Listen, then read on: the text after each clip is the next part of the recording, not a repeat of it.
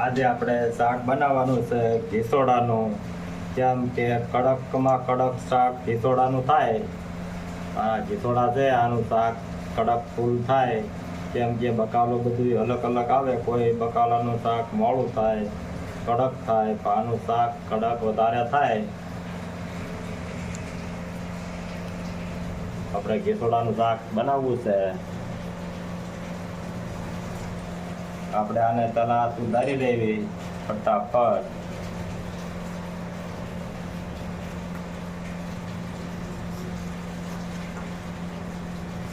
ઘીસોડાનું શાક કડક એટલું થાય કે બીજું શાક કોઈ થાય નહીં, એવું કડક શાક બને. કોઈને કડક ખાવાનો શોખ હોય તો ઘીસોડાનું શાક બનાવવું. અને કેવી રીતે બનાવવું તમારે શીખવું હોય તો પૂરો વિડીયો જોવો એટલે આવડી જાય છે. કેમ કે આમાં બધું ખોટી વસ્તુ નાખવાની ન હોય મસાલા. આ સાદું શાક બને પણ કડક જ બને એવું શાક બની જાય. આપણે ફટાફટ દાળ ઉતારી લેવી.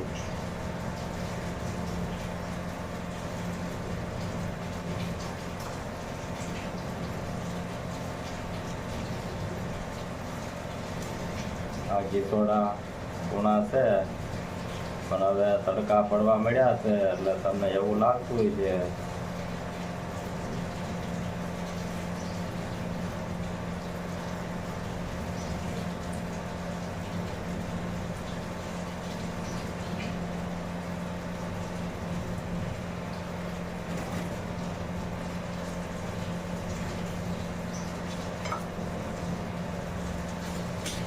થોડી ઘણી સાઈડ રહી જાય તો હાલે, કેમ કે એનું જ વધારે કડક થાય. પણ હાવ કૂણું માખણ જેવું છે, આનું શાક જ સારું બને.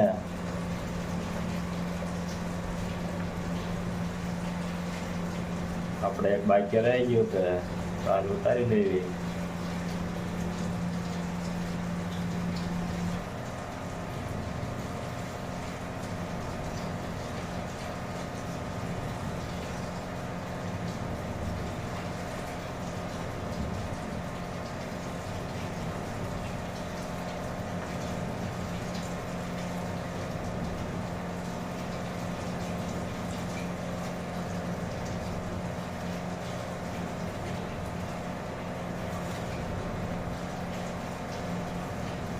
કૂણા છે આપણે એનો ઝીણો કટિંગ કરી લઈશું.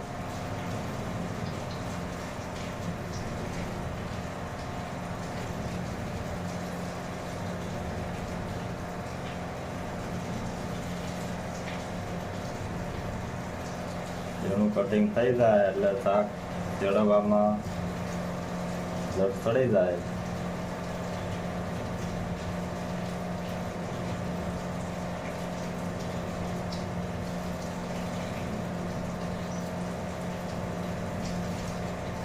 કેમ કે આપણા દેશી વિડીયો બનાવટી ન હોય અને બધા વિડીયો ઓરિજિનલ હોય છે. બીજાના વિડીયો બનાવતા હોય બીજા અને દેખાવ કરતા હોય બીજા.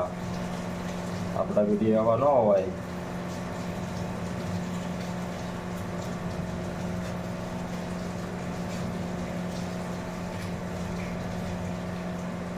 આપણે ઘણા બધા શાક બનાવ્યા, પણ આ કડક શાક નથી બનાવ્યું. આજે કડક બનાવી અને બધાને બતાવી.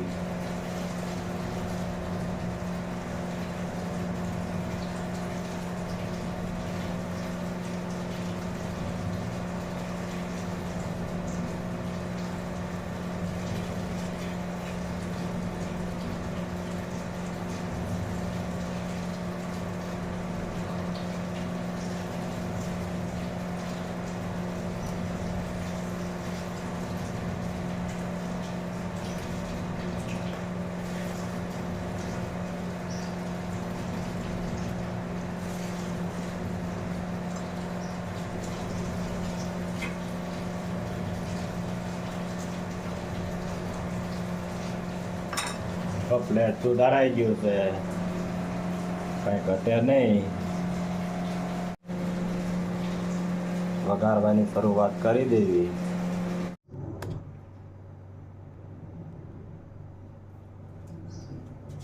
આપણે 2 પાવડા તેલ નાખવાનું છે. આ પાવડા, તેલ આવી જાય એટલે આપણે ઘી સોડા નાખી દેવાના છે.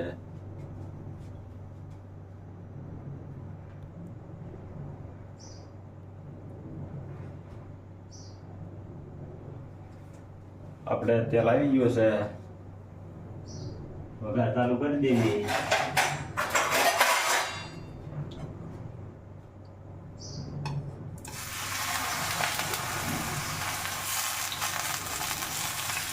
આપણે આને તેલમાં બરાબર ચડાવવાનું છે તો શાક ઘટ બની જાય. સારું બને વધારે.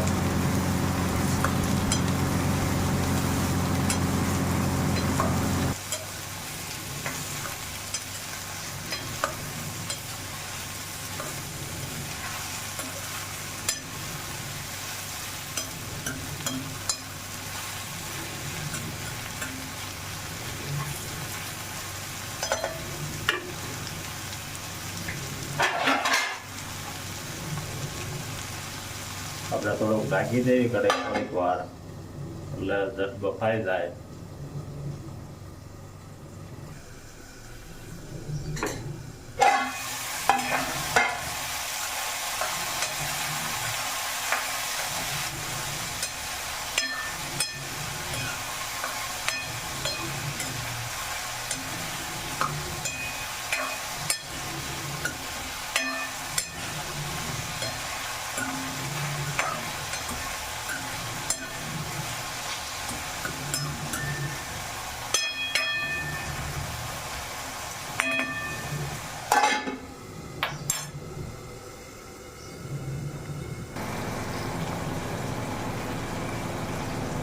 હવે આ તેલમાં તળાઈ ગયું છે, જેમ કે થોડું થોડું વાટવા મળે એવું લાગે એટલે તળી જાય પછી જેવું દેખાય.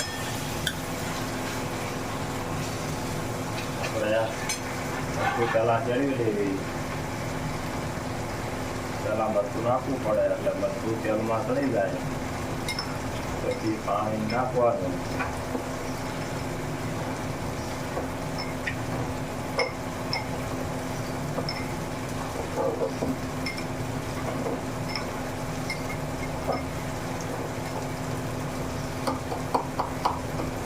જેટલું ખાતા હોય એટલું મરચું નાખવાનું.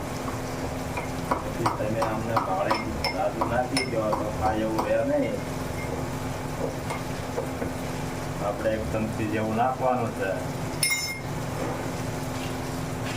જે ચમચા હે એટલું છે એટલે આપણે દાદુ નખાય નહીં.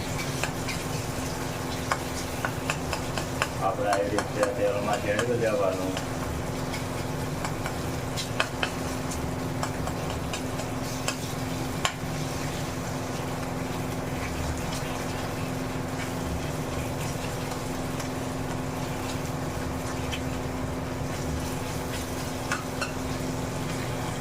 આપણે હવે તેમાં તો રાખવાનું એટલે વધારે તેલ હોય તેલમાં તળી જાય બરાબર.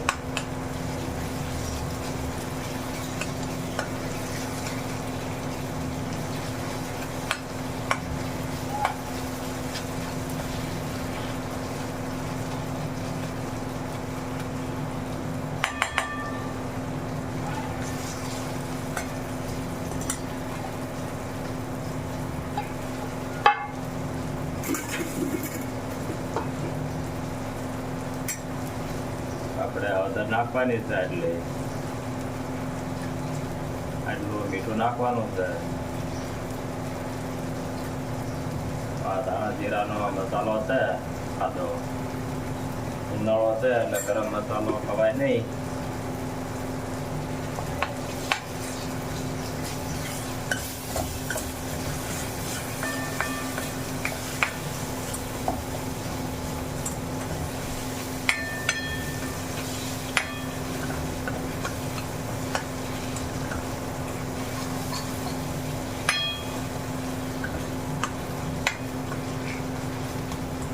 બરાબર મરચું પાકે અને થોડીક સુગંધ આવે મરચાંની.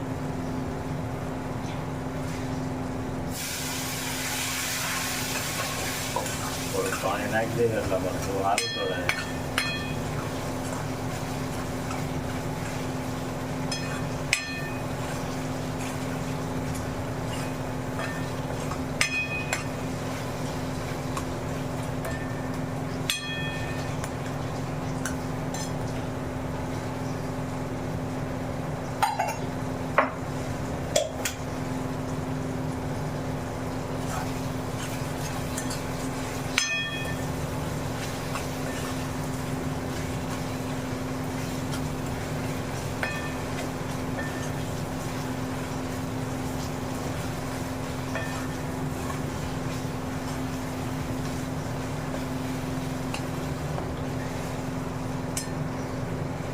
આપણે પાણી જેટલો રસો ખાવો હોય એટલું નાખવાનું છે. આપણે થોડુંક પાણી અડધો કલાક બળી જાય છે એટલે તળેલામાં બરાબર ચડી જાય, રસો પાકી જાય સારો. તળવા દેવી થોડીક વાર.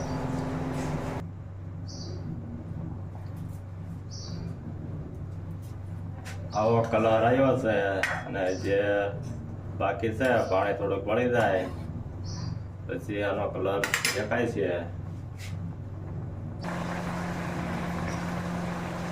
શાક કમ્પ્લેટ બની ગયું છે. આવો કલર દેખાય છે અને ઠરે એટલે વધારે કલર દેખાય છે. આપણે ધાણા થોડાક નાખી દઈએ.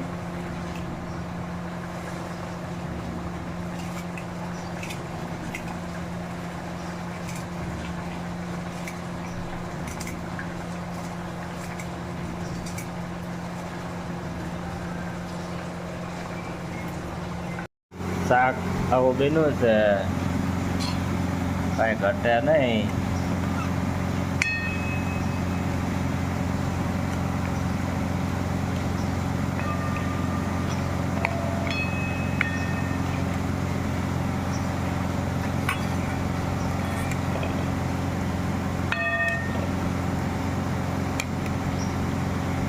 આવું બન્યું છે. પ્રકાશ આવે છે એટલે સફાઈ વધારે.